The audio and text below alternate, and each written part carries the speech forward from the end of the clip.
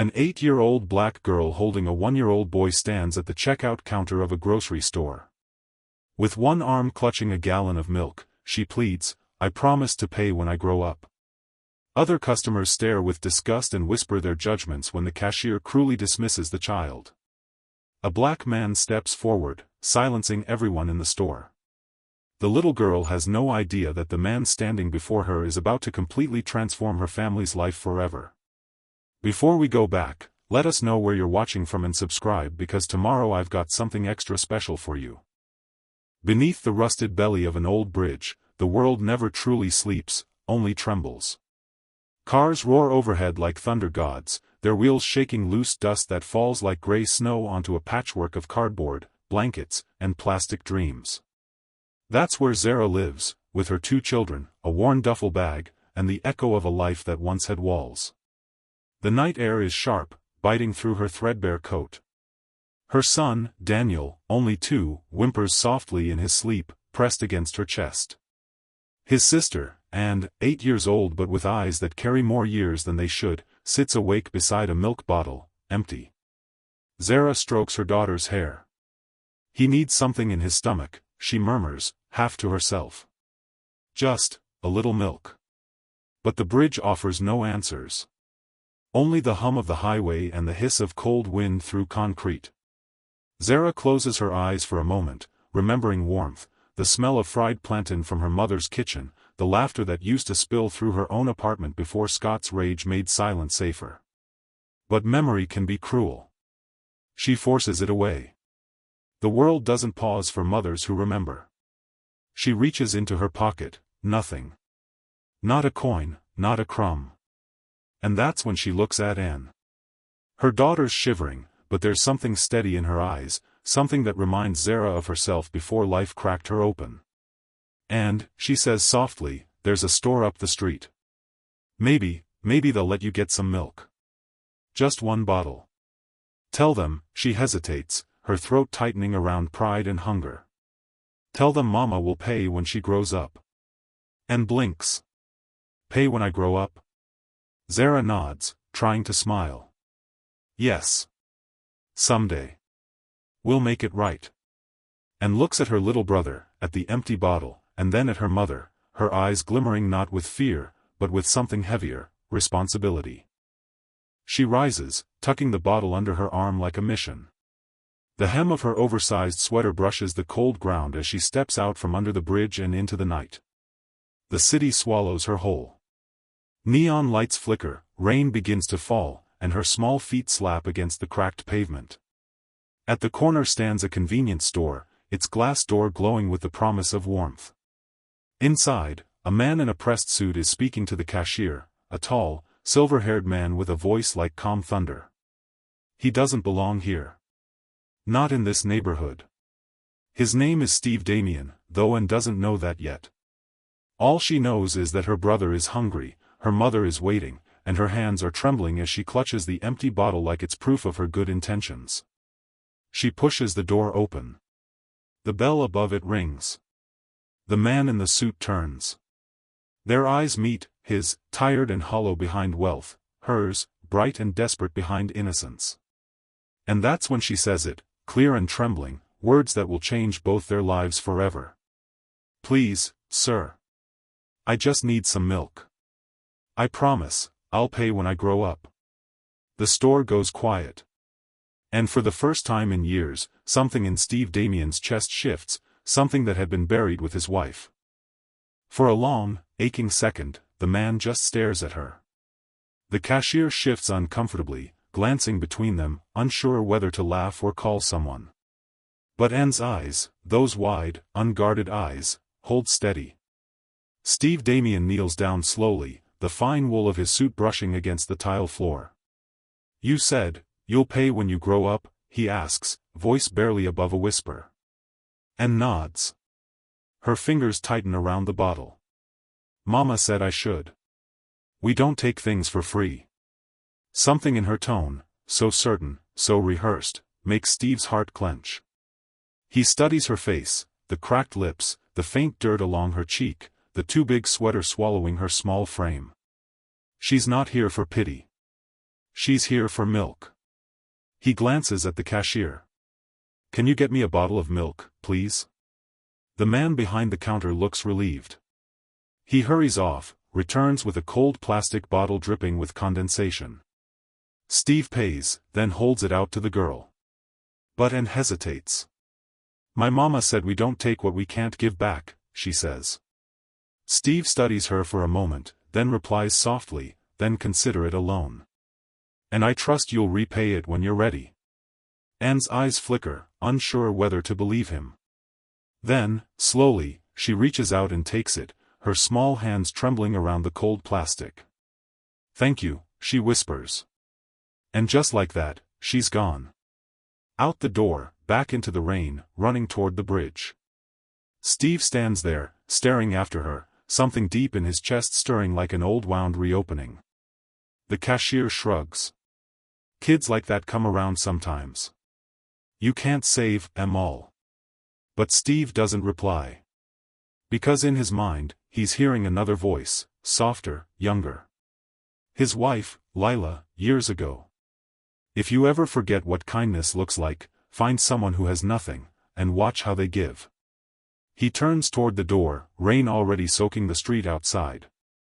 Under the bridge, Zara wraps Daniel tighter in the blanket. Every creak of footsteps makes her tense. She's been running for months now, from Scott, from shame, from the system that promised to help but only took her name down on paper. When she sees Anne's shape in the distance, her body unclenches. Anne! And races forward, holding out the milk bottle like a trophy. Mama! Look! He gave it to me. Zara's breath catches. She unscrews the cap, pours a little into Daniel's mouth. The boy sucks greedily, making soft sounds of relief. The sound hits Zara's chest like a prayer being answered. Did you say thank you? She asks. And nods proudly. I told him I'll pay when I grow up. Zara laughs, just a short, broken sound, but it's laughter nonetheless. She pulls in close. That's my girl. But as she rocks them both, her gaze drifts toward the dark horizon. She's thinking about what tomorrow will cost. About how long she can keep this up. Because she knows this bridge can't be home forever. Not with winter coming. Not with Scott still out there. The next morning, Steve Damien can't get that child's voice out of his head. Not through the meetings, not through the presentations, not even as he signs another contract for his tech firm's latest innovation. He built a life around control, around precision. He built empires on algorithms and numbers that always balanced. But now, that little voice, I promise I'll pay when I grow up, has thrown everything off balance. By evening, he's back in his car, parked near the same street where he'd seen her. The store's lights hum quietly. He waits, scanning the sidewalks. And then he sees her again. And, crossing the street, holding her brother's hand this time, carrying a chipped plastic cup. She stops at a puddle, scoops up rainwater, and helps Daniel drink. Steve's throat tightens. That's not a sight you forget. He steps out of the car, umbrella in hand. Anne? She freezes, startled. Then she recognizes him. Oh. It's you. He kneels again, smiling gently. I was hoping I'd see you. He looks down at Daniel. Is this your brother? She nods. Daniel. He's 2. Mama says he's strong. Steve nods thoughtfully. And your mama? Is she nearby? And hesitates. Her mother had warned her not to talk to strangers, but this man doesn't look dangerous. Just, sad. She's close, she says carefully. He nods again, sensing her caution. Good. You take care of her, okay? Anne's eyes narrow slightly. She takes care of us. Her tone is small, but firm. Steve almost smiles. There's pride there, defiance wrapped in innocence. As she turns to go, he calls softly, Anne, wait. He reaches into his pocket, pulls out a small business card. If you ever need help. Or a job. Or anything. Ask for me. She takes the card, squints at the neat black letters. Steve. Damien? He nods. That's right. And looks at it for a moment, then tucks it deep into her pocket like treasure. Okay. But I'll still pay you back. And then she's gone again, disappearing down the slope toward the bridge, where the sound of traffic swallows her footsteps. Steve stands there for a long while, the rain washing down his face. He doesn't know it yet, but that promise, the one she made without even knowing what it meant, will soon rewrite both their lives. 3 days pass. The bridge grows colder, the nights heavier. Rain leaks through the cracks above, soaking blankets that never truly dry. Zara's cough deepens, raw and tearing. Still, she tells her children stories at night, about castles built from kindness, about oceans that keep secrets, about a girl who learns to fly. Stories cost nothing. And for a few minutes, they make hunger easier to bear. But when morning comes, the reality of another day without money hits like a wave. Daniel cries. And clings to the milk bottle, now empty again. Zara stares at her reflection in a puddle, the woman she sees barely recognizable, hollow cheeks, eyes rimmed in exhaustion. She once worked as a nurse assistant.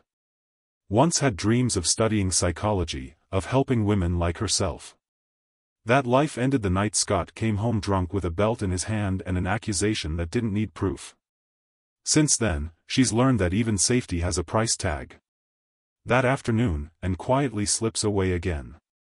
She walks to the same store, not for milk this time, but to return the business card. It feels heavy in her pocket, like it's been waiting for her. When she pushes the door open, Steve Damien is there again, as if the universe itself is repeating the moment. He's talking to the cashier, holding a takeaway cup of coffee, but when he sees her, his face lights with recognition. And, he says warmly, "You found me again." She nods, stepping closer. I wanted to say thank you. The milk helped. My brother slept all night. He smiles. I'm glad to hear that. Then, noticing the card in her hand, he frowns slightly. You came to return that? She looks down. Mama says people like you don't give without wanting something. Steve's smile fades. He kneels, eyes level with hers. Your mama sounds like she's been through a lot. And shrugs. She says the world doesn't do favors. You pay one way or another. He sighs, his heart heavy. Well, maybe this time, the world's just trying to make it a little easier. But Anne only stares, unsure how to believe in that. That evening, as the sky bruises purple, Steve drives toward the bridge. He doesn't know exactly what he's looking for, only that he can't shake the image of that little girl standing in the rain, her chin lifted in pride. When he spots the cluster of blankets and boxes under the bridge, something inside him twists. He steps out of his car, careful not to startle them. Zara looks up sharply, protective instinct flashing through her eyes. She pulls in close, her voice firm. Who are you? Steve raises his hands gently. My name's Steve Damien. I met your daughter the other night. Zara narrows her gaze. Why are you here? I just wanted to make sure you're all right. We're fine. Her words come fast, clipped. You can go now. He nods slowly, respecting the boundary. I understand. But if you ever need anything, I can help. Zara laughs, bitter, sharp. Help? You think I haven't heard that before? The world loves to help until it gets uncomfortable. Steve swallows, nodding. You're right. Most people stop when it costs them something. He pauses. But I'm not most people. That sentence hangs in the air, bold, dangerous, and maybe foolish. Zara doesn't answer. She turns away, clutching Daniel to her chest. We don't take pity. He nods again. Then don't take pity. Take opportunity. With that, he places a folded envelope on the edge of a cardboard box and leaves quietly. When he's gone, Zara stares at it for a long time before touching it. Inside, she finds a note and a phone number. No cash. No promises. Just 5 words written in careful pen strokes. Everyone deserves a place safe. The next week, rain turns to frost. The city grows cruel. Zara spends her nights pacing to stay warm, her mornings searching dumpsters for anything edible. And watches, silent, holding Daniel close. One morning, Zara wakes to find a box near the bridge. Inside, food, blankets, medicine. No note, no name. She knows who it's from. And she hates that she's grateful. She doesn't tell and doesn't want to owe anyone. But gratitude has a way of softening even the hardest resolve. That evening, she calls the number on the note. Steve Damien, the voice says. She hesitates. It's Zara. A pause, then warmth floods his tone. I'm glad you called. This doesn't mean I'm accepting help, she warns. I just need a place for the kids tonight. It's getting colder. He answers softly, there's a shelter I fund downtown. Quiet, private. You'd be safe there. I can drive you. She exhales shakily. No. We'll walk. He doesn't argue. He just gives her the address. The shelter is small but clean, pale yellow walls, the faint scent of disinfectant and lavender. Anne and Daniel fall asleep almost instantly on real mattresses. Zara sits awake, her eyes darting around like she expects the walls to close in. When Steve arrives the next morning with breakfast, she's already sitting outside, arms folded. You don't have to check on us, she says quietly. He smiles. Maybe I want to.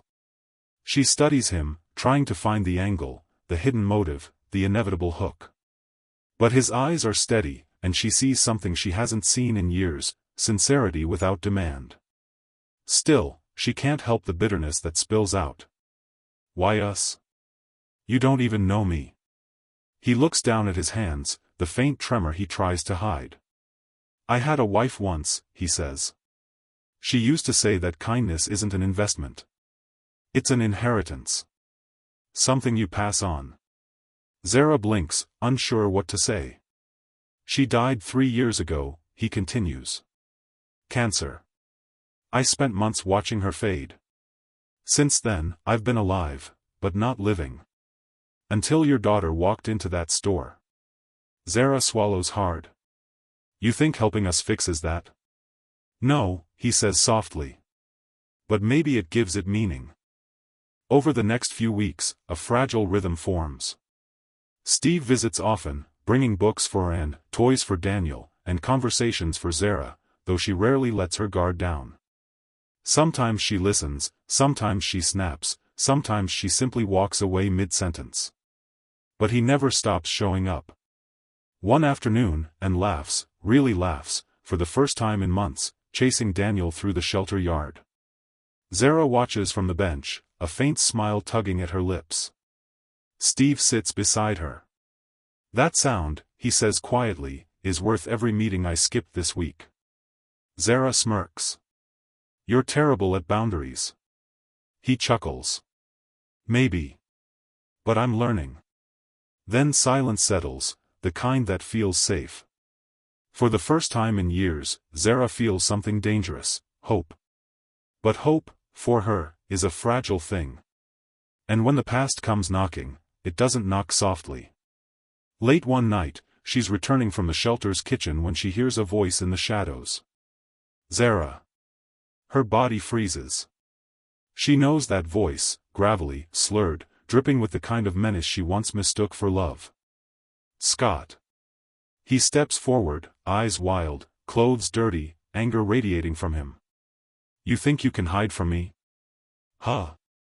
Taking my kids, making me look like a fool? Zara's breath quickens. Her back hits the wall. Stay away from them. He laughs. You think that rich fool's gonna save you? You're still mine. The words slice through her like knives. She grabs a nearby chair, holding it between them. You come near us again, and I'll. But he cuts her off, shoving her hard. She falls, hitting the ground. Her scream shatters the silence, and in that moment, the past she's been running from crashes back into her present. That scream will bring Steve rushing, barefoot down the shelter corridor. And it will mark the beginning of everything that must be faced before any healing can begin. The scream echoes through the narrow hallways of the shelter, bouncing off the painted walls like a wounded bird. Doors open. Footsteps rush. And before the echo dies, Steve Damien is already there, barefoot, in a white shirt, his heart thundering louder than his steps. Zara is on the floor, her arm scraped, her breath trembling. Standing over her, Scott, wild-eyed, trembling with rage, smelling of whiskey and gasoline. Steve stops at the doorway, his voice low but firm. "You need to leave. Now." Scott turns, smirking. "And who the hell are you?" "Someone who won't let you touch her again." Scott's laugh is sharp and ugly. "Oh, I see. The rich savior. You think money makes you her protector? You think she's yours now?" Zara scrambles to her feet, voice shaking. "Steve, don't, he's dangerous." But Steve steps forward anyway, placing himself between them. Dangerous men lose their power when people stop being afraid of them. Scott's eyes flash. He lunges. The sound that follows isn't cinematic, it's messy, clumsy, human. A scuffle between two men, one fueled by fury, the other by something purer, protectiveness.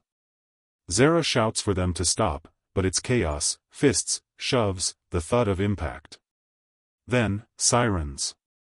Someone must have called the police. Scott jerks back, breathing hard, his face twisted. "This isn't over, Zara. You hear me? You can't hide forever." He runs before the flashing lights reach the door. Zara collapses against the wall, shaking, tears she didn't mean to cry spilling down her face. Steve steadies her gently. "Are you hurt?" She shakes her head, but the tremor in her voice betrays her. "You shouldn't have come." He frowns. "I heard you scream." "That's not what I mean," she snaps, voice breaking.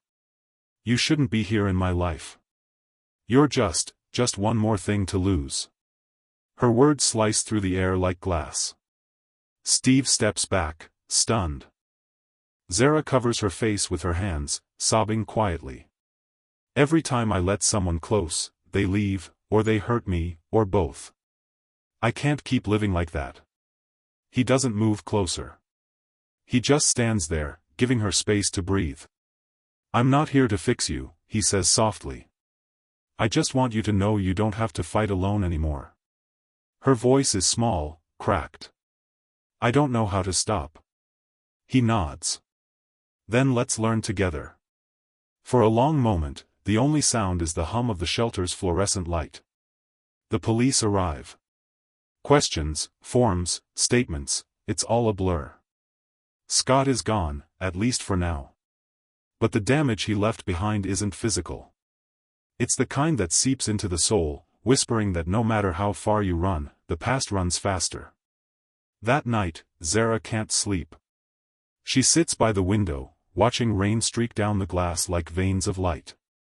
Her mind is a storm, fear, guilt, exhaustion. She should be relieved.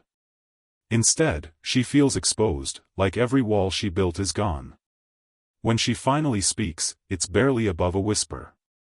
"Why did you do it?" Steve, sitting a few feet away, looks up from the chair where he's been quietly keeping watch.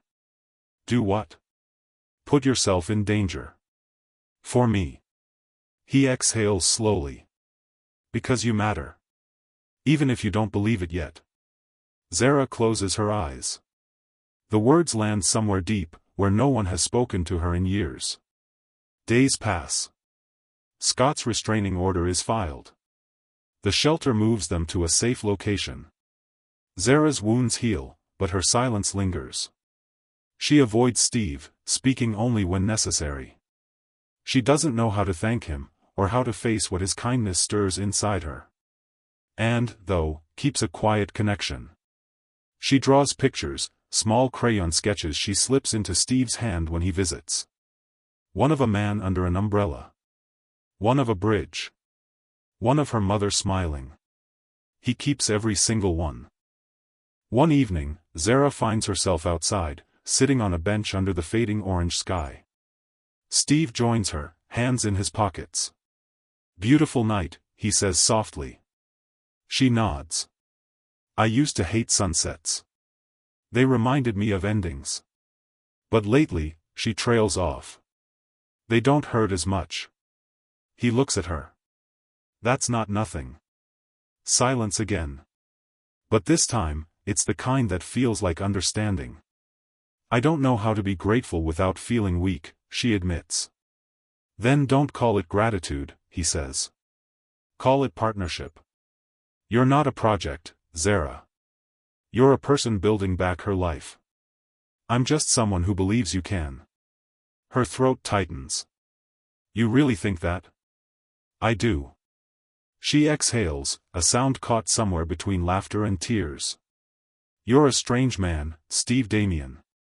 He smiles. "I've been called worse." They sit there together until the streetlights flicker on. And though no one says it aloud, something has shifted. But change isn't a straight line, it's a circle, looping back on itself until pain and healing learn to coexist. 1 week later, Zara receives news that the shelter is closing due to funding cuts. The irony is bitter. The very place that saved her is being shut down by the same system that failed her before. She feels it again, that familiar panic clawing at her chest. "We'll be back on the street," she whispers. But Steve doesn't flinch. "You won't." She looks at him. "What are you saying?"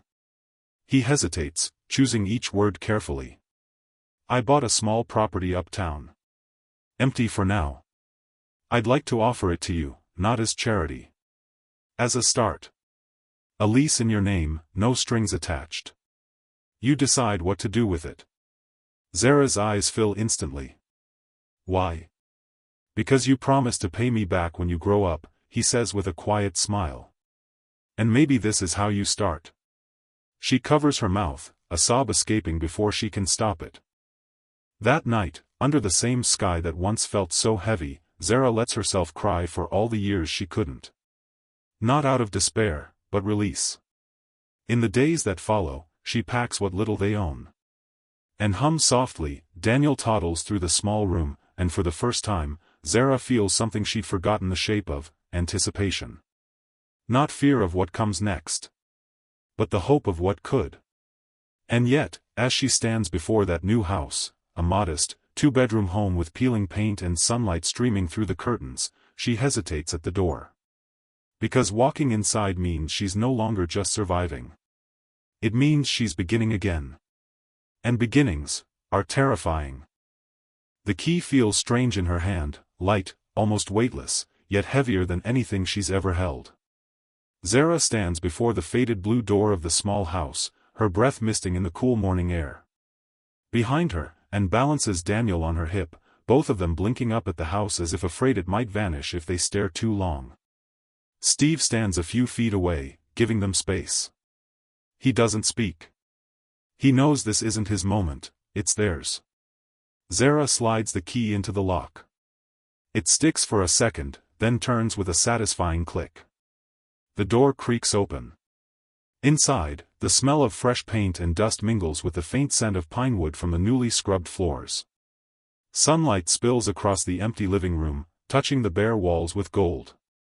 Zara steps in slowly, one cautious foot at a time, like the ground might disappear beneath her. But it doesn't. It holds. For the first time in years, something holds. Daniel toddles forward, giggling, his little hands slapping the floor. And twirls once, her laughter filling the room. Zara's throat tightens. She turns toward Steve. "You really meant it," she whispers. He nods gently. "I told you, no strings attached." She looks around, overwhelmed. "It doesn't feel real." "That's how beginnings always feel," he says. For a long moment, she just stands there, a woman who's fought storms, carrying both scars and courage. Then, quietly, she says, "Thank you." He smiles. You already paid me back the day you asked for milk. You reminded me that kindness still matters. Their eyes meet, not in rescue, not in debt, but in recognition. Two people who helped each other remember how to live. Over the next months, life begins to unfold in small, almost invisible ways. Zara takes a job at a local community center, part-time at first, helping other women navigate the same shelters, the same paperwork, the same invisible battles she once fought alone. It's hard, and sometimes triggering, but it feels right.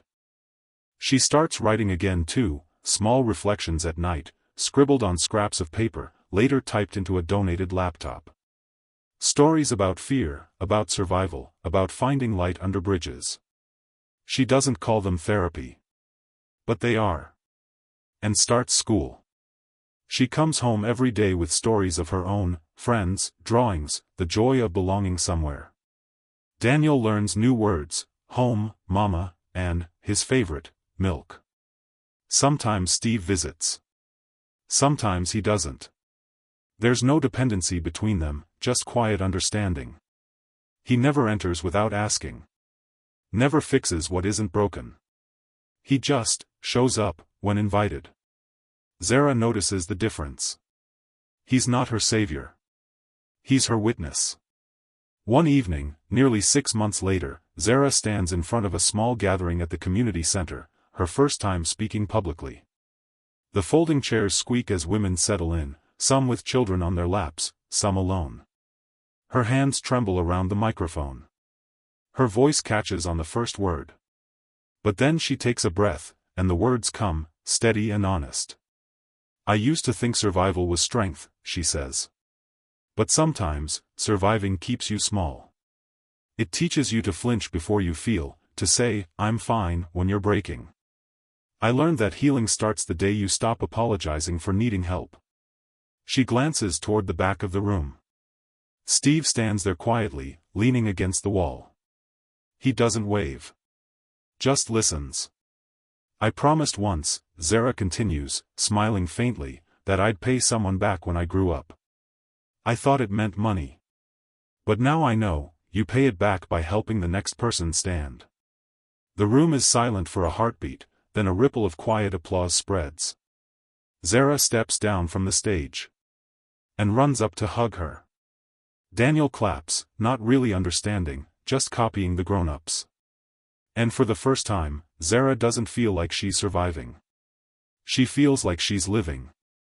Later that night, after everyone's gone, Zara walks outside.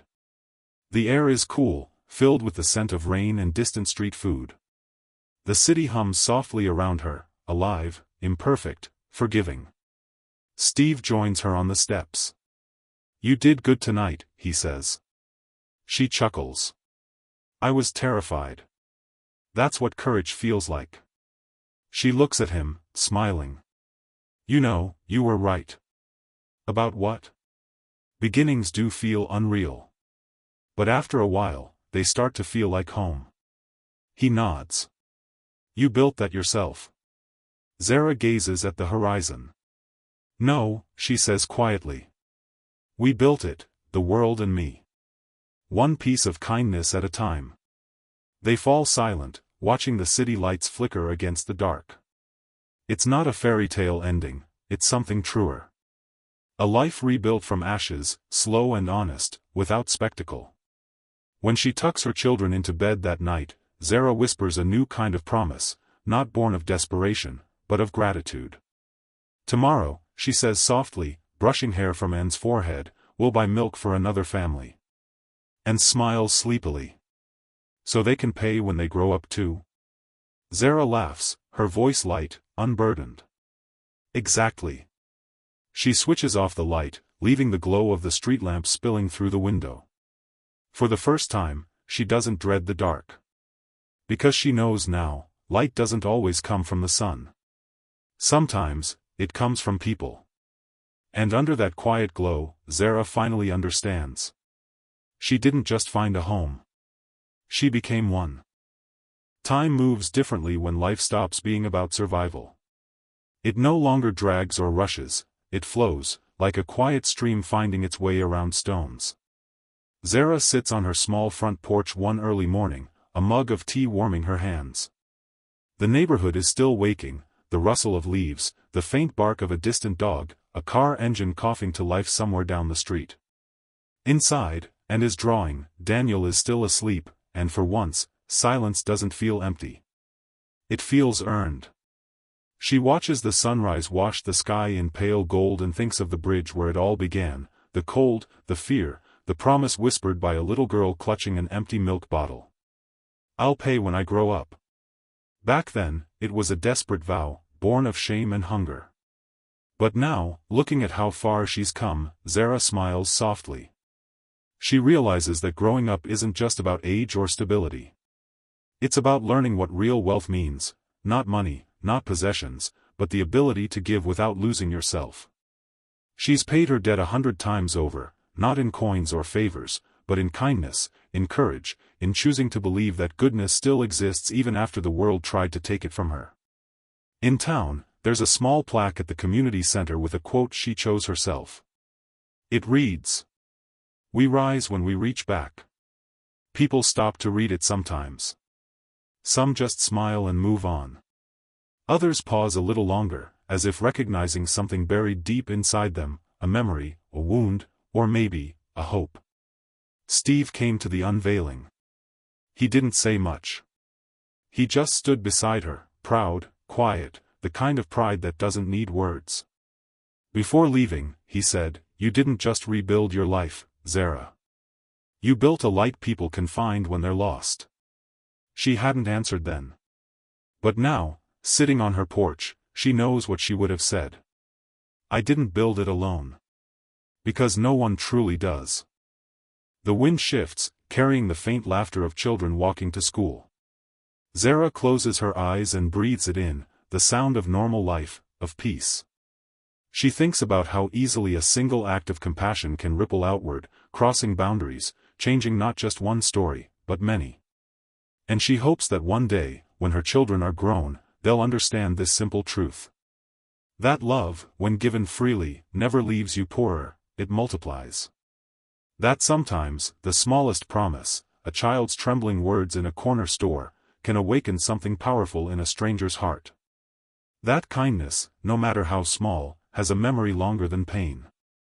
As the morning sun climbs higher, Zara takes another sip of tea and whispers to herself, almost as if repeating an old prayer. "Thank you for the milk." Her words drift into the air, part gratitude, part benediction, and disappear into the light. And somewhere, beyond her knowing, another story begins, because that's how kindness works. It never really ends. Join us to share meaningful stories by hitting the like and subscribe buttons. Don't forget to turn on the notification bell to start your day with profound lessons and heartfelt empathy.